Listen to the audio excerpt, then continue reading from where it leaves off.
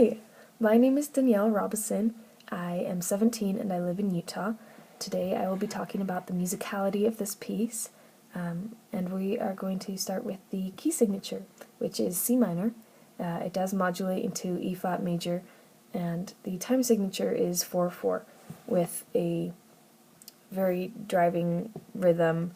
The whole thing is basically made up of eighth notes, which keeps it very energetic and fast-paced. The minor key signature is very fitting since we are talking about Christ's crucifixion, and that is not a light subject. So we're going to start with the canons. There are 4 main canons that I found in this section. The first occurs in measure 1 with the basses, and they come in on the 5th note of the chord, as well as the basso continuo, and those two go parallel for a ways. They go through the whole verse, actually, before they are joined by the tenors, and then the altos and sopranos. The second one is in measure 32 through 34, and that is also starting with the basses, then tenors, then altos, then sopranos. The third is measure 38 through 39, and that is bass, tenor, soprano, alto.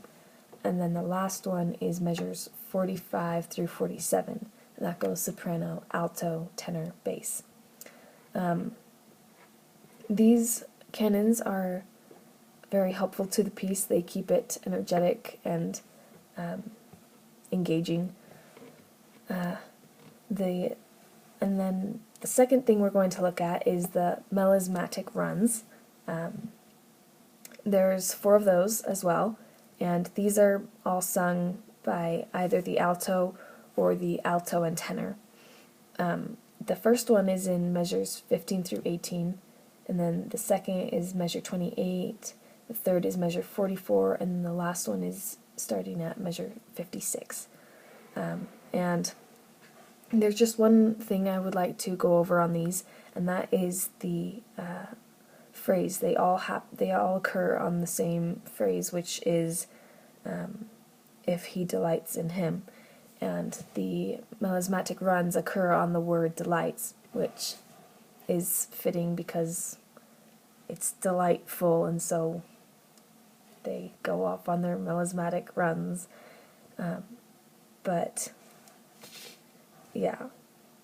Okay, so then the last thing I would like to cover is unity, and that is one of the more important parts, I think, because there's only 2 parts in this section where all the words come together and line up. The first one is in measure 42, and that is letter D, and that's just the tenors, altos, and the bass. And it doesn't slow down at all. It just keeps going through, but they do come together for one measure for the line, he trusted in God, let him deliver him. And I guess the only part that they're exactly together on is trusted in God, which really puts an emphasis on those words and a power to it. The second time that the unity happens is at the very end of this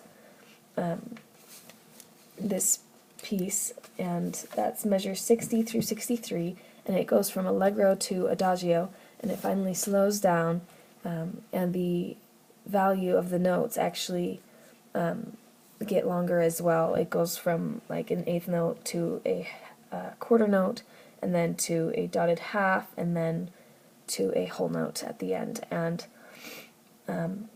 this is a really big way to bring it together at the end, and it's very fitting, seeing as this is a solemn subject. It does get slow and heavy at the end, but at the same time it's also very strong and powerful, and really brings the piece together. But I do believe those are the 3 things that I am supposed to be covering, and that is it. So thank you for watching, and bye!